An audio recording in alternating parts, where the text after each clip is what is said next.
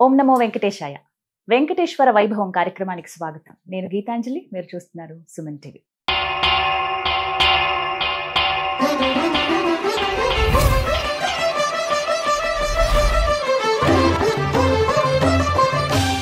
స్వామివారి లీలా విశేషాల గురించి తెలుసుకుంటున్నాం. ప్రత్యేకించి తిరుమలలో ఆయన వెలిసినప్పటి నుంచి, స్వయం వ్యక్తమైనప్పటి నుంచి ఎన్నో రకాలుగా స్వామి ఎంతో మంది భక్తులకు అనుగ్రహాన్ని ప్రసాదించారు. అయితే స్వామివారిని దర్శించుకునే భక్తులు చాలా మంది తలనీలాలు సమర్పిస్తూ ఉంటారు. అసలు వీటి వెనుక ఆంతర్యం ఏమిటి? ఎందుకు వెంకటేశ్వర స్వామి వారికి తలనీలాలు సమర్పిస్తారు? వాటి గురించి చాలా ప్రత్యేకతలు కూడా ఉన్నాయి అని అంటారు. ప్రతినిత్యం అండి దగ్గర దగ్గర వేల మంది భక్తులు ఖచ్చితంగా సమర్పిస్తారు తలనీలాలు అని చెబుతారు. వీటి గురించి పూర్తి విషయాలు తెలుసుకుందాం ఇవాల్టి కార్యక్రమంలో. వివరించేందుకు ప్రస్తుతం మనతో పాటు ఉన్నారు విశ్వపతి టీవీఆర్కే మూర్తి గురువు గారు. వారితో మాట్లాడదాం. గురుగారు నమస్కారం అండి. నమస్కారం. ఓం నమో వెంకటేశాయ. ఓం నమో వెంకటేశాయ. స్వామివారి కృపతో అద్భుతంగా సాగుతోంది కార్యక్రమం. చాలా చాలా సంతోషం తల్లి, ఎంతో సంతోషిస్తుంది మనకి. అండ్ అందులో చెప్తున్నారు కూడా స్వామివారి లీలలు వింటుంటే వాళ్ళకి అసలు కళ్ళం నీళ్ళు వచ్చేస్తున్నాయి అని చెప్పేసి. అద్భుతం అదైతే. ఇవాల్టి అంశం మిమ్మల్ని అడగాలనుకున్నది తలనీలాలు. అవునమ్మా. ఎంత ప్రత్యేకం అండి గురుగారు. ఎంత మంది ప్రతి రోజు తలనీలాలు సమర్పించే వాళ్ళు ఉండనే ఉంటారు. అసలు ఎక్కడ చూసినా చిన్నగా ఎవరైనా ముద్దుగా పిల్లలు ఎవరైనా వచ్చి వాళ్ళు గుడ్డు చేసుకుని వచ్చి నామాలు పెట్టుకుని కనపడితే చిన్ని గోవిందా అనుకుంటూ వాళ్ళని ఇలా చూస్తాం. భలే ఉంటుంది అసలు. ఎందుకు అసలు తలనీలాలు ఇంతగా సమర్పిస్తారు స్వామివారికి? ఆ విశేషం చెప్పండి గురువు. అవునమ్మా, ఇది ఎప్పటి నుంచో కూడా మనకేంటంటే ఇప్పటికీ రోజు కూడా దాదాపు మనకు ఒక 70,000 మంది దర్శనానికి వస్తుంటే దాదాపు 15,000-20,000 మంది మినిమం అన్నమాట స్వామికి తలనీలా సమర్పిస్తుంటారు. అంటే దాంట్లో ఆంతర్యం ఏంటంటే 2 రకాలుగా చెప్పుకోవాలి మనం. ఇది ఒకటి ఏంటంటే మనుషులకి, మానవులకి అంతా కూడా అందం వల్ల అహంకారం ఉంటుంది. సో ఆ అందం విహీనంగా అవ్వటం అంటే అదంతా కూడా జుట్టులో ఉంటుంది అనమాట. సో ఆ జుట్టు కనుక సమర్పిస్తే మనకున్న అహంకారాన్ని ఆ రూపంలో మనం సమర్పించుకుంటున్నాం, స్వామి చెంత మన అహంకారం అంతా వదిలేస్తున్నాం అని చెప్పుకోవడం కోసం అట్లాగా.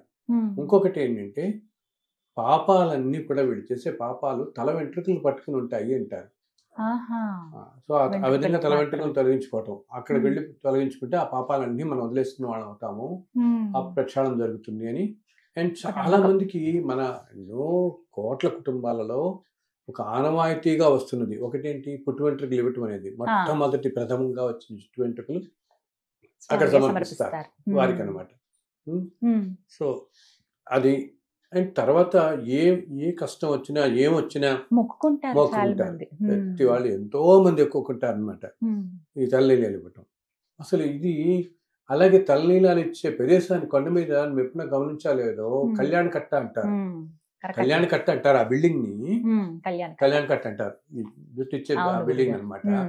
అసలు ఆ పేరు రావడానికి కూడా చాలా విశిష్టం ఉంది. ఎందుకు కళ్యాణ కట్ట అంటారు? తలనీలా ఇచ్చే ప్రదేశాన్ని కళ్యాణ కట్ట అని ఎందుకంటారు వీళ్ళు అని చెప్పి ఏంటంటే, ఈ పాత రోజుల్లో మనం చెప్పుకుంటున్నట్టు తిరుమల ఇలా మొక్కులు అనుకుని తిరుమల వెళ్ళటం కూడా చాలా కష్టంగా ఉండేది ఆ రోజుల్లో అనుకుంటాం కదా. మొట్టమొదటి ఈ ఘాట్ రోడ్లు వచ్చిందే 40లో ఒకటి, తర్వాత 71లో ఒకటి. ఈ 2 ఘాట్లో 40కి పూర్వం అసలు ఘాట్ రోడ్ అనేది లేదు. ఆ మెట్ల దారి అంతకుముందు ఇంకా అడవి దారిలాగా వెళ్ళటం. సో ఇంత శక్తి లేక వెళ్ళడానికి లేక వీళ్ళందరూ ఏంటంటే ఆ రోజుల్లో శ్రీనివాస మంగాపురం ఒకప్పుడు చాలా వైభవంగా వెలిగిందమ్మా. ఇప్పుడు మనం చూస్తున్న కళ్యాణ వెంకటేశ్వర స్వామి ఆలయము ఒక టైంలో ఎంతో వైభవం వెలిగింది. వైభవంగా వెళ్ళి ఇన్ఫాక్ట్ కొంతకాలం అయితే ఏంటి ఆ రోజుల్లో ఎక్కడానికి ఇంత కష్టం అవుతారో అవటంతా. సో బ్రహ్మోత్సవాల్లో మొట్టమొదటి ధ్వజారోహణ అక్కడ చేసి మిగతా రోజులన్నీ బ్రహ్మోత్సవాలు శ్రీనివాస మంగాపురంలో కూడా చేసేవారు, ఇక్కడ చేసేవారు. అండ్ శ్రీనివాస మంగాపురంలో ఉండే మూర్తి కరెక్ట్ గా తిరుమలలో ఉండే మూర్తిలాగానే ఉంటారు.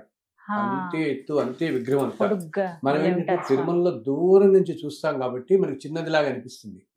మనం దగ్గరికి వెళ్ళండి ఎప్పుడు ఆభరణాలు అన్నిటితో ఉండి ఎంతో దూరం నుంచి మనకు దర్శనం అవుతుంది.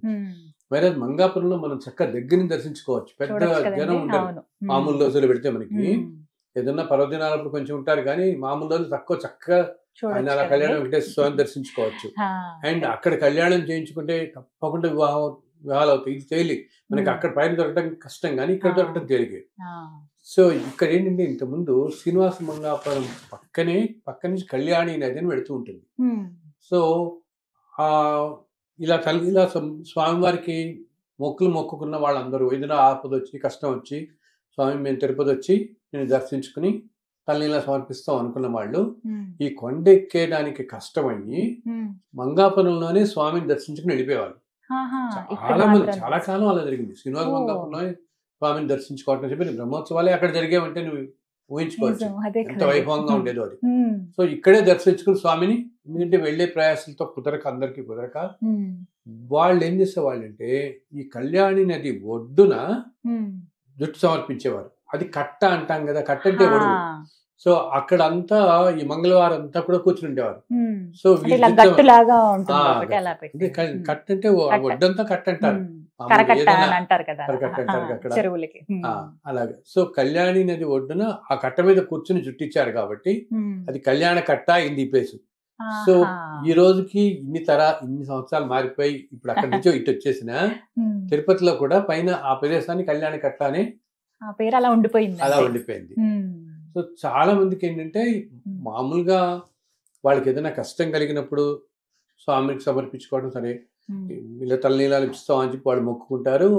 ఒకటి అలాగే కొంతమంది నిలువుదోపిడి ఇస్తామని కూడా మొక్కుకుంటారు, వింటుంటాం కదా. మొత్తం కూడా సమర్పించుకుంటాం స్వామికి. వాళ్ళకి ఎటువంటి స్వామివారు ఎవరెవరికి ఎటువంటి కష్టాలు తీరుస్తున్నాడో అని తెలియదు కదా, అవి కూడా చేస్తారు కదా. సో వీటిల్లో ఏంటంటే అలాగా ఇంతే కాకుండా కొంతమంది భక్తులు ఏంటంటే ఇంకా మొక్కనే కాకుండా వెళ్ళినప్పుడల్లా స్వామికి సమర్పిస్తూనే ఉంటారు. ఇంకా అలా ప్రత్యేకంగా కాకుండా ఎప్పుడు వెళ్ళినా అప్పుడు స్వామి తల్లిలా సమర్పించడం అనేది వాళ్ళు అలా అనుకుంటారు. వాళ్ళకి స్వామితో ఉన్న అది వాళ్ళ అనుబంధం, వాళ్ళ ఆలోచన, వాళ్ళ అనుభవాలు, వాళ్ళ భావం, దాన్ని బట్టి. ఒక ప్రశ్న గురువు గారు, మహిళలు తలనీలాలు సమర్పించొద్దు అనేది ఈ మధ్య కాలంలో నేను విన్నానండి. అంటే పురుషులు ఇవ్వటం, చిన్నపిల్లలు పుట్టేందుకు ఇక్కడ వరకు అవి పర్వాలేదు, కానీ మహిళలు అలా ఇవ్వకూడదు, అది మంచిది కాదు అనే భావన చాలా మందిలో ఉంది. ఇది నిజమా?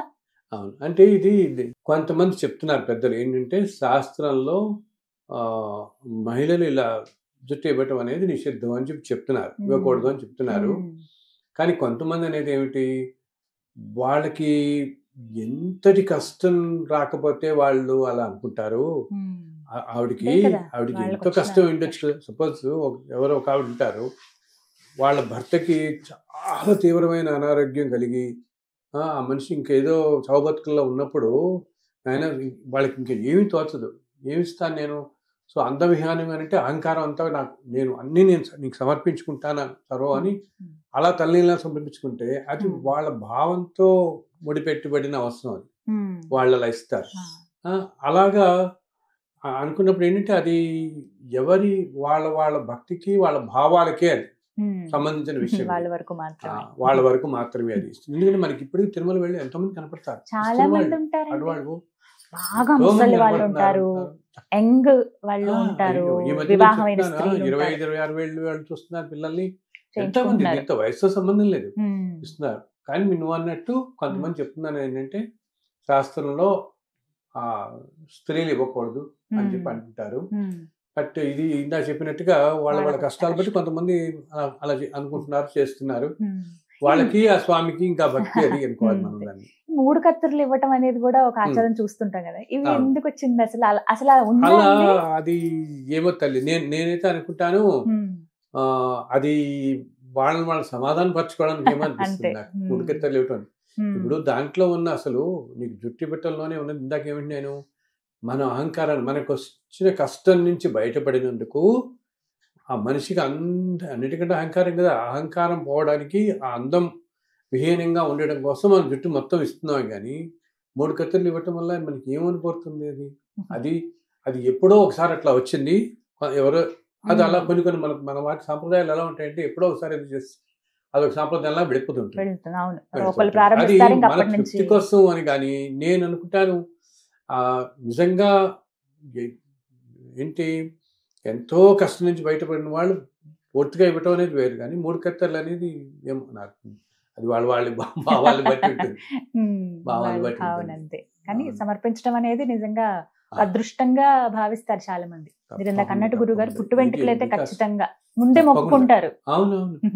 చాలా చాలా చాలా మంది ఇళ్లలో ఇప్పటికీ కూడా ఎందుకు నువ్వు పుట్టి వెంట్రుకల్లో ఆడపిల్లలు కూడా పుట్టి వెంట్రుకలు ఇస్తారు కదా, కొన్ని ఇస్తారు. వాళ్ళ మీద ఇస్తారు కదా, చిన్నప్పుడు చిన్నప్పుడు ఆడపిల్లలకి ఇస్తారు. ఆడపిల్లలకనే ఇస్తారు. ఇక్కడ నియమం ఉంటుందా అండి, ముందుగానే తలనీలాలు సమర్పించేసి ఆ తర్వాత దర్శనానికి వెళ్ళాలని అలా ఏమైనా నియమం అలా ఉంటుందా? లేదు తల్లి, అది మన వీలుని బట్టి వీలు చేయొచ్చు, బట్టి చేస్తారు. వీలుని బట్టి చేసుకోవచ్చు.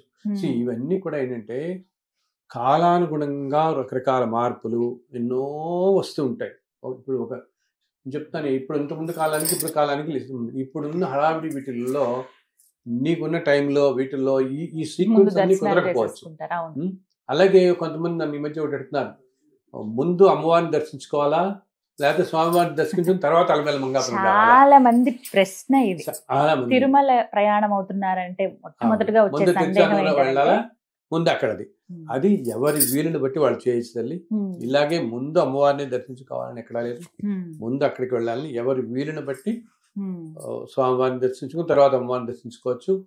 నేను ఇంకోటి కూడా నేను చెప్తున్నాను, సపోజ్ మనం చాలా మంది ఈ రోజుల్లో ప్రతి సంవత్సరం వెళ్ళేవాళ్ళు, సంవత్సరానికి 2 సార్లు వెళ్ళేవాళ్ళు చాలా మంది చూస్తాం, 1-2 సార్లు వెళ్ళేవాళ్ళు, సంవత్సరానికి 1 సార్లు వెళ్ళేవాళ్ళు. సో ఇలా వెళ్తున్న వాళ్ళల్లో నీకు ఏదన్నా ఒక్కోసారి వీలు కుదరక అసలు అమ్మవారి దర్శనానికి వెళ్ళలేదు అనుకో, వీళ్ళు చాలా బాధ పడిపోతున్నారు.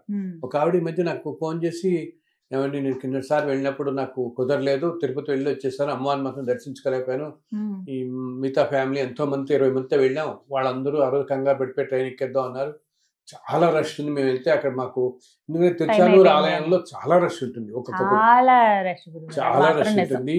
నీకు పైన ఏంటంటే ఏదైనా ఒక ప్లాంట్ గా వెళ్తాం, కింద నీకు ఒక్కసారి చూస్తే 2-3 గంటల దాకా లోపలికి బయటకు రాలేం, మళ్ళీ 4:30 ట్రైన్ ఏదో ఉంటుంది, మళ్ళీ అప్పుడు కష్టం అయిపోయి బయట నుంచి నమస్కారం పెట్టుకొచ్చేస్తారు, అసలు ఒక్కోసారి వెళ్ళరు.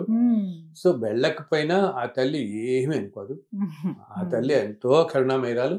అసలు మనం ఎప్పుడో అంతకుముందు దర్శించుకుంటాం కాబట్టి ఈసారి వెళ్ళినప్పుడు వీళ్ళు ముందుగా ప్లాన్ చేసి దర్శించుకోండి. అంతేగాని చెప్తాను కదమ్మా, నేను ఎప్పుడూ నమ్మేది ఇదే, మనం ధర్మంగా ఉన్నప్పుడు మనకి ఏదైనా వీలు కుదరకపోతే అయ్యో వీడు రాలేదే అని చెప్పి ఆయన ఏమనుకోడు, రాలేకపోయింది ఎందుకంటే మనకున్న పరిమితులను మనం ఇప్పుడు 20-30 మందితో వెళ్తున్నప్పుడు అలా వాళ్ళ 20 మందిని ఆపేసి లేదు వెళ్ళాల్సిందని పట్టుదల పట్టి చేయలేం కదా మనం. అటువంటివన్నీ భగవంతుడు అర్థం చేసుకుంటాడు. అందుకని మీరు వెళ్ళినప్పుడు ప్రతిసారి కుదరకపోయినా, అంటే కొంతమంది ఏం చేస్తున్నారు, నానా యాత్ర పడిపోయి పైకి వెళ్ళి కింద ఇంకో గంటే టైం ఉంటుంది, ఈ గంటలో ఉరుకులు పరుగులు ఎత్తేసి ఏదో వెళ్ళిపోయి నమస్కారం పెట్టుకొచ్చేసేయాలి.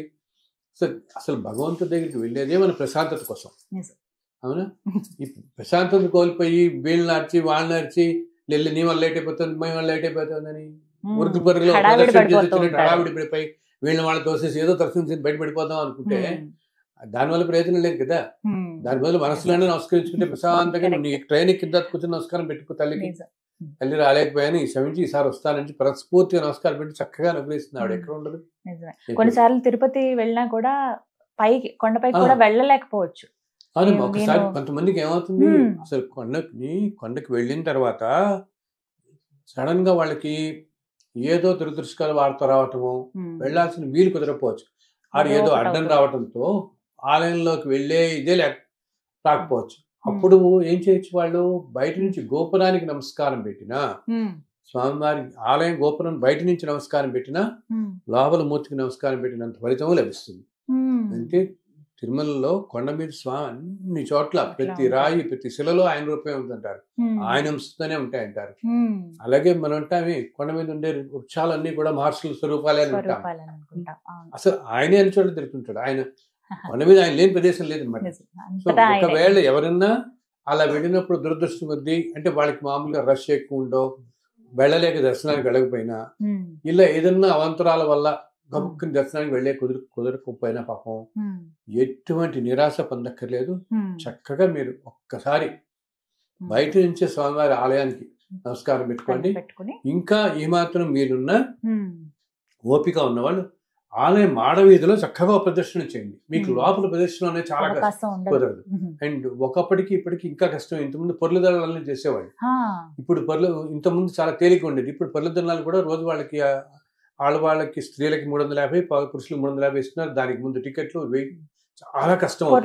మహిళలు చేయొచ్చు, చేస్తారు, రోజు చేస్తారు. రోజు తెల్లవారుజాముని ఒక 20 ఏళ్ల క్రితం ఎలా ఉండేదంటేనమ్మా, అప్పుడు ఇంత ఇంత రష్ ఇవన్నీ ఉండేవి కాదు కాబట్టి తెల్లవారుజామునే వెళ్ళి ఆ 2 గంటలప్పుడు చల్లు అనమాట, వెళ్ళి పుష్కరంలో మొత్తం స్నానం చేసి ఆ తడి బట్టలతో ఆలయం ఎదురుకుండా నుంచుంటే సుప్రభాతం సమయం, జస్ట్ సుప్రభాతం ప్రారంభమవుతుందిగా 3 గంటలకు మనకి, సుప్రభాతం అవ్వగానే ఈ పుల్లదలానికి వచ్చే వాళ్ళందరూ లోపల పంపించేవాళ్ళు. వీళ్ళు అప్పుడు వీళ్ళతో పాటు ఏమిటి ఆడవాళ్ళకి ఏంటంటే పక్కన ఇంకొకళ్ళు కూడా పంపించేవాళ్ళు ఎవరు, ఎందుకంటే గబుక్కులు చీరది సర్దడానికి వాటికి బట్టలు పొల్లుతున్నప్పుడు అనమాట, సర్దడానికి కూడా ఇంకొకరు పంపించేవాళ్ళు. ఏ రెస్ట్రిక్షన్ ఉండేది కాదు అప్పుడు. సో అండ్ ఒకటేసారి కాదు, ఆశ్చర్యపోతాం, 3 సార్లు కూడా మత ప్రదర్శన చేసేవాళ్ళు. పొర్లదండలు ఎక్కడ అవకాశం ఉంటుందండి, ఎక్కడ చేయొచ్చు? అదే మామూలుగా మన వాళ్ళందరూ చేసి లోపల చేస్తారు, లోపల ఆ అదే మెయిన్ ఆలయం చుట్టూతా చేస్తాం మనం లోపల వెళ్ళిన తర్వాత. అది కూడా ఏంటి, ఇంతకుముందు చెప్పాను 3 సార్లు చేసేవాళ్ళు. ఆ తర్వాత అయిన తర్వాత వాళ్ళకి సుప్రభాతం నడుస్తూ ఉంటుంది అప్పుడు అనమాట. సో దర్శనం కూడా మనకు జరుగుతుంది, దూరం నుంచి దర్శనం చేసుకుని ఇట్లా వచ్చేస్తారు వాళ్ళు. అలా 3 సార్లు ప్రదర్శన చేసి నమస్కారం పెట్టుకుని వచ్చేస్తారు తడి బట్టలతో. తర్వాత దాన్ని ఒకసారే చేశారు, ఏంటి జనం ఎక్కువైపోవటంతో. ఇప్పుడు పొట్లదినాల కోసం విపరీతంగా పెరిగిపోవటంతో దానికి కూడా ఇప్పుడు 300 రూపాయల టికెట్ లాగా మనం అడ్వాన్స్ గా బుక్ చేసుకోవాలి. ఫ్రీనే, దానికి టికెట్ ఏ ఉండదు, టికెట్ కాదు, ఫ్రీనే అది. కానీ ముందుగా మనం స్లాట్ బుక్ చేసుకోవడం, ఆ కూపన్ తీసుకోవడం. అండ్ మనం దాకా వాళ్ళు కరెంట్ కూడా ఇచ్చేవాళ్ళు. అంటే ఏంటి, నెక్స్ట్ డే పొద్దునకి పొలదినానికి ముందు రోజు. అది కూడా అది ఎందుకంటే ఎక్కువ మందికి టైం అక్కడ స్పేస్ సరిపో, తర్వాత మళ్ళీ మామూలు దర్శనాలన్నీ ఉంటాయి కదా మనకి. అందుని స్త్రీలు 350, పురుషులు 350 టికెట్లు ఇస్తున్నారు ఇప్పుడు ఇస్తున్నారు. ప్రతిరోజు ఉంటుందండి అవకాశం? ప్రతిరోజు ఉంటుంది, ప్రతిరోజు అవకాశం ఉంటుంది. అండ్ అది ఏంటంటే చాలా మంది అది చాలా ఎంతో ఉత్కృష్టమైనదిగా భావిస్తారు స్వామి పొర్లదినాలు అనేది. అయితే ఇప్పుడు నేను చూస్తున్నాను ఈ మధ్యకాలంలో నీకు లోపల కుదరట్లేదు కాబట్టి ఈ మొత్తం మాడవీధుల్లో పొర్లదినాలు చేస్తున్నారు. అది చాలా పెద్ద ఏరియా అవుతుంది నీకు. కానీ తెల్లవారుజామున నేను చేస్తున్న వాళ్ళని చూస్తున్నాను, 3-3:30 టైంలో ఎవరు జనం ఉంటారు కదా, శాంతంగా ఉంటుంది. చక్కగా మొత్తం మాడవీధిలో ఒక ప్రదర్శన చేస్తున్నారు, 1-3 వాళ్ళు అనుకున్నట్టు ఈ మధ్యకాలంలో చేస్తున్నారు. అసలు నేను వింటున్నది కూడా ఏంటంటే కొంతకాలానికి ఇప్పుడు ప్రభుత్వం వాళ్ళు వీళ్ళు చేద్దాం ఏంటి, మాడవీధుల్లో కూడా ఇలా పొర్లదినాలు చేసే వాళ్ళ కోసం స్ట్రిప్ లో ఏర్పాటు చేద్దాం అనుకుంటున్నారు కూడా. వాళ్ళకి కూడా ఖర్చు ఎందుకంటే బయట అందరికీ అవకాశం ఉండదు. అండ్ స్వామికి ఒక్కసారి ప్రదర్శన చేద్దాం, పొర్లదినాలు చేద్దామని అంటే కొంతమంది అదొక మొక్కుగా కూడా అనుకుంటారు, మొక్కుకుంటారు కూడా కదా. వాళ్ళు ఏంటంటే ఇప్పుడు బయట చేస్తున్నారు. అది నీకు ప్రకారం అంటే చాలా పెద్దది అవుతుంది. బట్ ఆలయం మాడవీధులు అనేవి ఎంతో ప్రశస్తి. అసలు ఏ ఆలయానికైనా కూడా 4 మాడవీధులు అనేవి చుట్టూతా ఉండేవి, చాలా ప్రశస్తి కలిగినవి. అన్నిట్లో తిరుమలలో ఏంటంటే ప్రతి మాడవీధి ఎంతో ప్రశస్తి. అందుకని ఎందుకు స్వామివారు అన్ని ఉత్సవాలలో తన ఉభయ దేవేరులతో తిరిగేది ఈ మాడవీధుల్లోనే, అంతే కదా. ప్రతిరోజు నీకు సాయంత్రం ఊంజల సేవ అవ్వగానే స్వామి మొత్తం ప్రదర్శన చక్కగా. బ్రహ్మోత్సవాల్లో 10 రోజులు మాడవీధుల్లో ఎన్నో ఉత్సవాలు, నీకు ఎన్నో ఉత్సవాల్లో స్వామి ఈ మాడవీధుల్లో తిరుగుతుంటారు కాబట్టి పవిత్రమైన స్థలం. అందుకని మాడవీధుల్లో చెప్పులు వేసుకోకండి అని ఇప్పుడు ఎప్పుడో చెప్పేవాళ్ళు, ఇప్పుడు కంపల్సరీగా చేశారు. పాదరక్షలు ధరించకండి, ఎందుకు పాదరక్షలు ధరిస్తే మన ఆ శక్తిని గ్రహించలేమన్నమాట. అందుని మాడవీధుల్లో ఈ పొర్లదినాలు చేస్తే అసలు శరీరం ఎంతో ఉత్తేజం ఉంటుంది. ఎటువంటి ఎన్నో నేను చూసాను తల్లి, అనారోగ్యాలు పోయిన వాడిని. ఏంటి మనం నేను వింటుంటాను, ఏంటి బైపాస్ సర్జరీస్ అయ్యింది, మా ఇంట్లో వాళ్ళందరూ అన్నారండి అంటే వాళ్ళకి తెలియకుండా రాత్రి అలా కాటే తలుపు దగ్గరికి బయటకు వెళ్ళిపోయి పొలదనాలు చేసేసిన వాళ్ళు ఉన్నారు. అయ్యేం పర్వాలేదు ఆయన చూసుకుంటాడులే అని. మోకాళ్ళ నొప్పులు ఉన్న వాళ్ళు, నడిచెక్కేసిన వాళ్ళు. ఇదేంటంటే ఎప్పుడైతే పూర్తి విశ్వాసం ఆయన మీద పెడతామో అన్ని ఆయన చూసుకుంటాడు. ఏమి మనం దాంట్లో ఏం మాత్రం సంశయం లేదనమాట. ఎటువంటి అసలు వేద వైద్యుడు అంటారు, హరిని మించిన వైద్యుడు లేడు ఈ ప్రపంచంలో. ఆయన ఎటువంటి అనారోగ్యాలైనా తొలగిస్తాడు, ఎంతో శక్తినిస్తాడు మనకి. అందుకని నడిచెక్కటం ఒకటి, పొర్లదన్నాల్లో ఒకటి, అసలు కొండ మీద ఒక రోజు ఉండటం ఒకటి. నీకు దర్శనం చేసుకుని నేను చెప్తాను, వెంటనే పరిగెత్తుకు రాకండి బాబు, కాస్త ఉండండి, ఒక రోజు రాత్రి అన్నా ఉండండి. రాత్రి వేళల్లో ఉండే ఎనర్జీ చాలా పెద్ద ఎనర్జీ.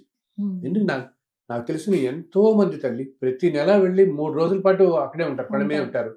ఒకరోజు కొంతమంది ఏంటి దూరంగా వెళ్ళి ఆ ధ్యానం చేసుకుంటూ కూర్చుంటారు, కొంతమంది ఆ పుష్కరిణి ప్రాంతంలో ధ్యానం చేస్తూ కూర్చుంటారు. ఎందుకంటే ఆ కాస్మిక్ ఎనర్జీ అంత ఉంటుంది అనమాట. ఇన్ని కోట్ల సంవత్సరాలుగా ఇన్ని దేవతలు, సిద్ధులు, యోగులు, అండ్ ప్రతి రోజు నీకు అక్కడ స్వామిని అక్కడున్న మూర్తికి ఇన్ని అర్చనలు జరుగుతున్నాయి, ఇన్ని పూజలు జరుగుతున్నాయి కదా. సంవత్సరం పొడుగునా నీకు ఎన్ని వసంతోత్సవాలు, పవిత్రోత్సవాలు ఇన్ని జరుగుతుంటే మొత్తం బ్రహ్మోత్సవాలు. సో అంత శోభ సంతరించుకుని ఉంటుంది, అంత శక్తి ఉంటుంది. కాబట్టి వెళ్ళిన వాళ్ళు ఒక రోజున నిద్ర చేసి రండి అక్కడి నుంచి. అలాగే ఏదైనా పొరపాటున దర్శనం జరగకపోయినా చాలా మంది ఏమనుకుంటారంటే, అయ్యో నేను ఏదో పాపం చేస్తుంటాను, నాకు దర్శనం జరగట్లేదు, అలా ఎప్పుడు భావించద్దు. స్వామి వారికి మా మీద కోపం వచ్చింది అందుకని దర్శనం ఇవ్వలేదు ఆయన అనే భావన చాలా మందిలో చూస్తూ ఉంటాం. ఎవరి మీద కోపం ఉండదు తల్లి, ఎవరి మీద మనం అందరం అంటుంటాం అత్యంత కరుణామయుడు అయ్యా నువ్వు అంటుంటాం. అన్ని చోట్ల ఎన్నో శ్లోకాల్లో ఎందరో కొలుస్తున్నది మొదటి నుంచి త్యాగరాజు దగ్గర నుంచి అందరు కొలిచి వచ్చింది. ఆయన నీ అంత కరుణామయుడు లేడు అనుకుంటామే. ఆయనకి ఎప్పుడు నేను చెప్పాను ఇందాక అన్నాను కదా, మనకున్న లిమిటేషన్స్, మన కష్టాలు అన్ని ఆయన తెలిసినట్టుగా ఎవరికి తెలియదు కదా. అందుకని ఆయన అసలు ఏమనుకోడు, అయ్యో మీరు రాలేకపోయాడే పాపం అని అనుకుంటాడు తప్పితే అందుకు చక్కగా అనుగ్రహిస్తాడు నేను. అంతేగాని అయ్యో నేను ఏదో పాపం చేశాను అందుకు వెళ్ళి అలా ఆయనకి ఏదో కోపం వచ్చింది నా మీద. కోపం అనేది ఎప్పుడు వస్తుంది, నువ్వు ధర్మంగా లేకుండా ఏదైనా అన్యాయం పనులు చేస్తూ నువ్వు 10 మందిని కష్టపెడుతున్నావు, 100 మందిని కష్టపెడుతున్నావు, నువ్వు చేసే పనుల మీద 1000 మంది కష్టం జరుగుతుందో, అన్యాయం జరుగుతుందో, అటువంటి వాళ్ళ మీద కష్టం ఆయన కోపం వస్తుందేమో కానీ మామూలు వాళ్ళు ఎవరి మీద ఆయన కోపం తెచ్చుకోడు. మనకి అయ్యో పాపం ఇంకా మన అశక్తత చూసి ఏదో విధంగా మనకు సహాయం చేద్దామని చూస్తాడు, ఏదో రూపంలో వచ్చి. ఇంకా అద్భుతమైన దర్శనం కలుగుతుందేమో అంతే. ఇంకో అద్భుతంగా ఒక్కోసారి కొంతమంది అంటారు ఏంటి మేము ఈ బ్రేక్లు వీటన్నిటికంటే సామాన్యంగా వెళ్ళినప్పుడు బ్రహ్మాండం దర్శనం జరిగిందండి, అద్భుతమైన దర్శనం జరిగింది కదా మాకు అంటుంటారు వాళ్ళు. సో చక్కటి దర్శనం ఇంకోసారి చాలా బ్రహ్మాండం దర్శనం అనుగ్రహిస్తాడు మీకు ఆయన. అందుకని ఇదేదో నేను ఏదో తప్పు చేయటం వల్ల నాకు జరగట్లేదు అని ఇప్పుడు అనుకోకూడదు, అస్సలు అనుకోకూడదు. స్వామివారిని దర్శించుకోవడం కూడా ఒక పద్ధతి ప్రకారంగా దర్శించుకోవాలి. ముందుగా వరాహ స్వామివారిని చూసిన తర్వాతనే వెంకటేశ్వరుని దర్శనం చేసుకోవాలి అంటారు కదా గురువు. ఇది నియమం అండి ఖచ్చితంగా? అవునమ్మా, వీలున్నప్పుడల్లా అంటే ప్రతిసారి ఇందా చెప్పాను ఈ హడావిడి వీటిల్లో కుదరకపోయినా మీరు సంవత్సరాల్లో 1-2 సార్లు వెళ్ళినప్పుడు అప్పుడప్పుడు వెళ్ళినప్పుడల్లా మొట్టమొదట అంటే స్వామి చెప్పింది ఏంటంటే స్వామి కంటా ముందే వచ్చి వరాహస్వామి అక్కడ ఉన్నాడు కాబట్టి అండ్ ఇద్దరు ఒకటే అంశరూపులు. సో వచ్చారు కాబట్టి ఆయన అంటాడనమాట ప్రథమ దర్శనం ప్రథమ నైవేద్యం కూడా ఇప్పటికీ ఆలయ సాంప్రదాయంలో మొట్టమొదటి నైవేద్యం వరాహస్వామి దగ్గర పెట్టి తర్వాత ఆలయంలో తీసుకెళ్తారు. మొట్టమొదటి నైవేద్యం కూడా వరాహస్వామి మహాలక్ష్మితో ఉంటారు. సో అక్కడ సంప్రదాయం ఏంటంటే మామూలుగా ముందు వరాహస్వామిని దర్శించుకుని, అసలు ఇంకా చెప్పాలంటే ఒక శ్లోకాల్లో ఏమనుంటుంది, పుష్కరిణిలో స్నానం, స్వామి పుష్కరిణిలో స్నానం చేయటం, వరాహస్వామిని దర్శించుకోవటం, తర్వాత లోపల స్వామివారిని దర్శించుకోవడం, ప్రసాదం స్వీకరించడం, ఇవన్నీ త్రైలోక్యం దుర్లభం అంటారు. ఎంతో పుణ్యం ఉంటే గానీ ఇవన్నీ లభించటం. పుష్కరిణి స్నానం, వరాహస్వామిని దర్శించుకుని స్వామి దర్శనం కూడా కలిగి స్వామివారి ప్రసాదం కూడా స్వీకరించగలగటం అనేది త్రైలోక్యం దుర్లభం అని చెప్పి ఒక శ్లోకం ఉంటుంది. ఇది ఈ సీక్వెన్స్ పాత రోజుల్లో అందరూ పుష్కరిణిలో స్నానం చేసేవాడు భక్తులు. ఎందుకంటే పుష్కరిణిలో ఎంతో శక్తి ఉంటుంది తల్లి. ఆ పుష్కరిణిలో ఇందాక నేను విరజానది ఆ విరజానది అంతర్వాహంగా ప్రవహిస్తుంది. తిరుమలలో ఉండే పుష్కరిణిలో కనుక స్నానం చేస్తే తిరుమల ఉండే పుష్కరిణిలో యాక్చువల్లీ సరస్వతి దేవి నిక్షిప్తమై ఉంటుంది అక్కడ. సో సరస్వతి దేవికి స్వామివారు అనుగ్రహిస్తాడనమాట. పుష్కరిణిలో ప్రతి సంవత్సరం ఒక నెలలో ఆ రోజులో ఏంటంటే అప్పుడు ఆయన సరస్వతి దేవి ఉంటుంది, స్వామి నాకు అన్ని నదులకి పుష్కరాలు వస్తున్నాయి అండ్ ఎంతో మంది చేస్తున్నారు, ఇక్కడ నాకు మాత్రం లేదంటే చెప్తాడు ఆయన, తల్లి నీకు ఒక వరం ఇస్తున్నాను నేను వైకుంఠంలో నుంచి ఇలా భూలోకంలో వెలిసినప్పుడు అక్కడ నా ఆలయ ఈశాన్య భాగంలో పుష్కరిణి రూపంలో నువ్వు వస్తావు అండ్ ఇన్ని సంవత్సరం పొడుగుతా ఎంతో మంది ఇప్పుడు మనం గంగా నదిలో స్నానం చేసాం, కృష్ణా నదిలో పాపం పోగొట్టుకోవడం కోసం నది స్నానం అంటాం కదా మనం. సో ఇలా కోట్లాది మంది జనులు ఈ నదుల్లో స్నానాలు చేసి వాళ్ళ పాపాలు పోగొట్టుకున్నప్పుడు ఆ పాపాలన్నీ నదిలో చుట్టుకుంటాయి, ఈ గంగా కృష్ణ ఇవన్నీ. సో అందుకు నీకు ఎంత వరం ఇస్తున్నానంటే ఈ నదులన్నీ కూడా గంగా, గోదావరి, కృష్ణ ఇవన్నీ కూడా ఈ నదులన్నీ ఒక ఒక ఒక రోజునమాట సంవత్సరంలో, ఆ రోజు వచ్చి నీ పుష్కరంలోనే అవన్నీ కూడా స్నానం చేస్తాయంటారు. అంటే అవన్నీ కూడా కలుస్తాయి ఒక్కరోజు నీకు వచ్చి. ఎందుకు ఈ సంవత్సరం అంతా వీళ్ళందరూ ప్రజలందరూ చేసిన పాపాలను పోగొట్టుకోవడం కోసం ఆ నదులు అన్ని వచ్చి నీలో కలుస్తాయి. అంటే అంతటి పవిత్రత నీకు ఇస్తున్నాను అంటాడు. దాన్ని బట్టి ఎంత పవిత్రమో చూడు. స్వామి పుష్కరంలో స్నానం చేయటం అనేది అంత పవిత్రం అంటన్నమాట. సో ఎప్పుడన్నా వీలున్నప్పుడు, అందుకనే పురాణాల్లో చెప్పబడింది పుష్కరంలో స్నానము, ఇవన్నీ వరాస్వామి దర్శనం, తర్వాత ప్రసాదం తీసుకోవడం. ఇంకా స్వామికి నివేదించింది ఏ ప్రసాదమైనా ఎంతో పవిత్రం అన్నమాట, ఎంతో శక్తివంతమైనది. సో వీలున్నప్పుడు అందరూ పుష్కరిణి స్నానం కూడా ఒకసారి కాదు ఒకసారి, నేను అదే చెప్తున్నాను, ప్రతిసారి మీరు కుదరకపోయినా ఎప్పుడన్నా వెళ్ళినప్పుడు ఒక్కసారి ఆ పుష్కరిణి స్నానం చేస్తే శరీరం అంతా ఎంతో పవిత్రం అవుతుంది, ఎంతో శక్తివంతం అవుతుంది అన్నమాట. చాలా ఇవి గ్రహించగలుగుతాం కూడా, మనం తప్పకుండా గ్రహించగలుగుతాం. చాలా చక్కగా వివరించారు గురువు గారు. నమో వెంకటేశాయ. ధన్యవాదాలు. చాలా సంతోషం తల్లి.